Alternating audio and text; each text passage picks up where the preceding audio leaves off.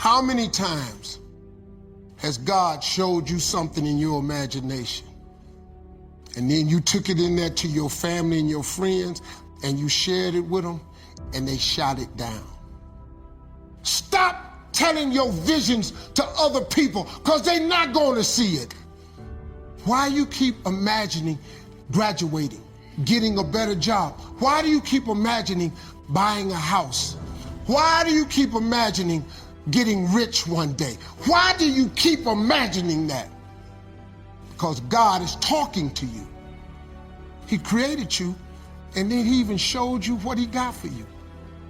You got to start believing in your imagination. Faith without works is dead. So now you got to put in work. Haven't you imagined a better life? But if you don't work, if you don't ask him for it, he cannot give it to you, because he created us with the power of choice. If you decide that you will be poor, there's nothing I can do. You're gonna be poor. If you decide to be rich today, who's gonna stop you? If you decide you want to be rich, all you gotta do is start. Who's gonna stop you? Unless you tell it to the wrong person. Mama, I'm going to be rich. Anybody rich in this family? Go in there and sit down somewhere. Get yourself a good job. Mama could be wrong, because what you have in your imagination, God didn't show it to your mama. I'm sorry. Listen to me. If y'all don't do nothing else, write everything you imagine down, pray about it, and watch what happens. You have no idea what I've done. You have no idea what I've been through. But God is in the forgiving business. God is in the turn it around business. God did all that for me. So I'm telling you right now, if God can fix Steve Harvey, I bet he can turn you into that. Don't worry about your circumstances. Don't worry about your age.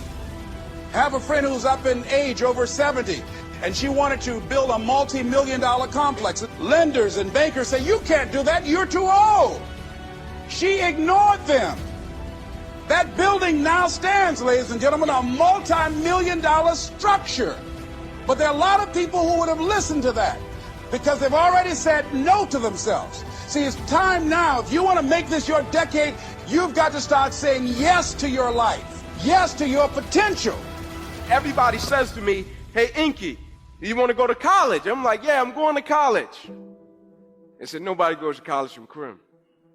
They asked me the question so much, I started to ignore it until one day I'm in a car with my mother, and we're a stoplight away from Crim, and my mother turns and looks at me and says, son, do you want to go to college? I say, yes, ma'am, I'm going to college. She said, Inky, the chances of that happening, slim to none. Like, I'm not trying to crush your dreams, but I can't play with your future. It just doesn't happen. I said, just give me a shot. The first day I get to the school, I see why everybody said what they said. There was a cop at every single door and metal detectors. And I'm still hyped. My man starts searching me. His exact words were, what's your plan, little man? I said, oh man, I'm going D1, I'm going to college. He says to me, you'll probably go to cell block D1. He said, you had two uncles coming to the same place, great little ball players.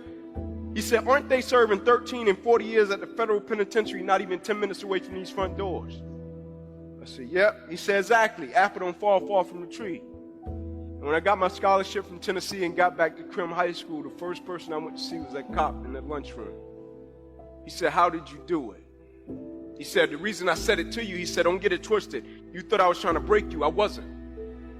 He said, I've seen so many kids step up to me and say the same thing, and they end up dropping out their freshman year. And so I wanted to challenge you to see, would you retreat or would you step up to me and fight for the thing that you said you wanted?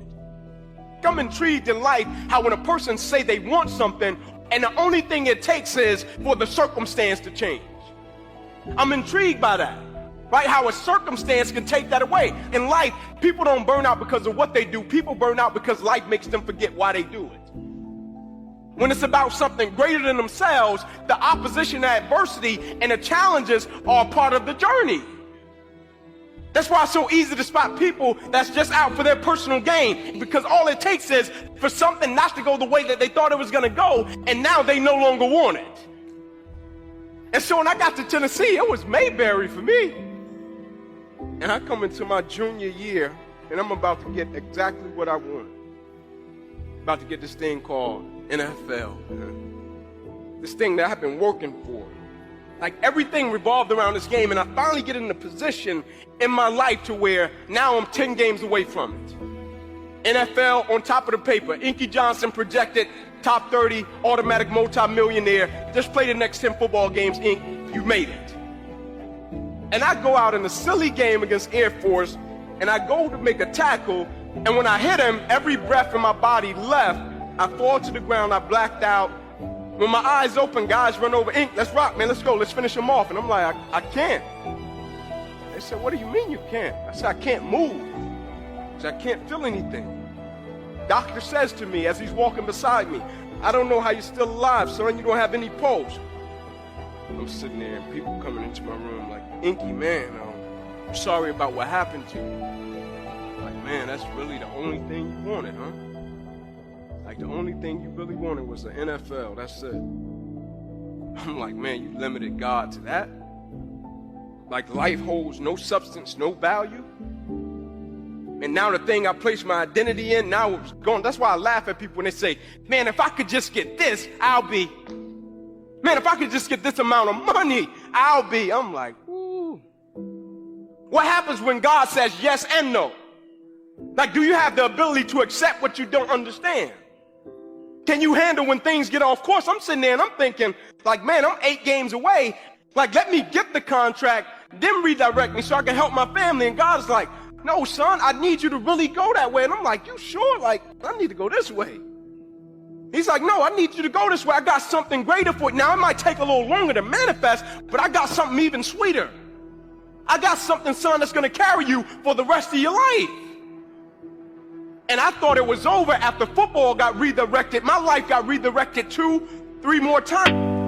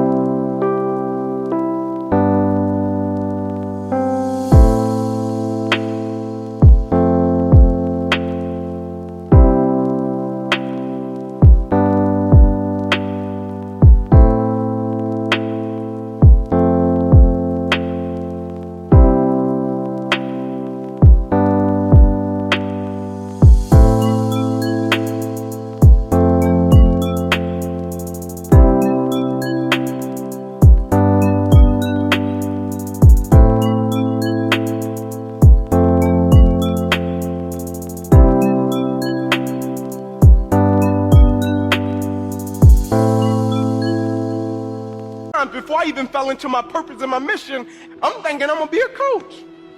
God's like, no, you ain't. I'm like, well, maybe I'm supposed to go back to Atlanta and work in my neighborhood at the rec center.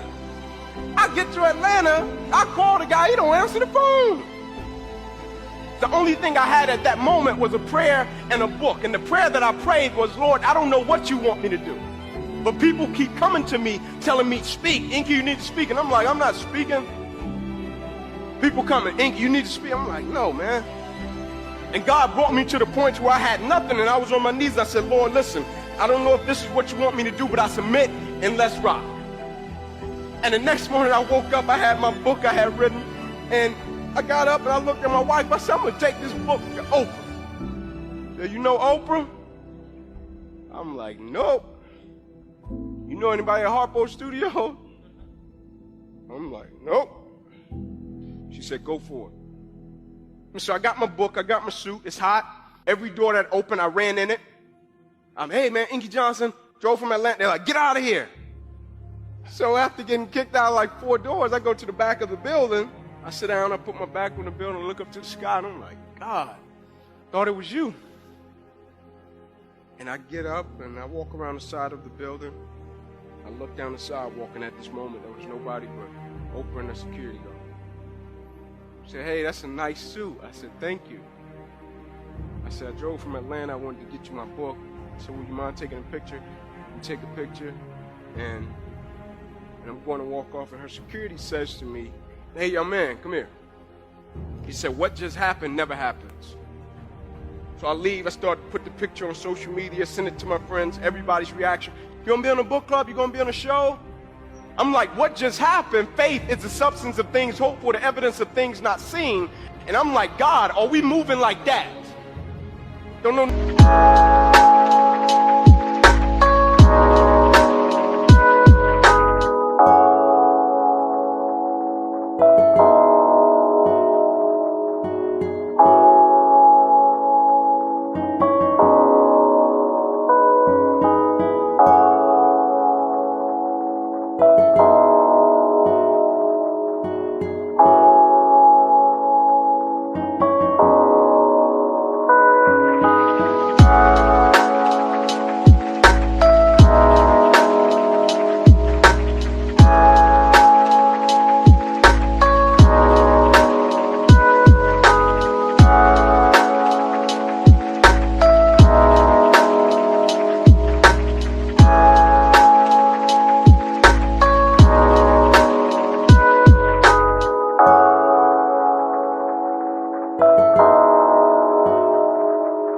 Nobody on Oprah's staff and look at my wife and say, I'm going to meet Oprah, and God puts me face to face with Oprah and puts the book in her hand. I say, God, let's go.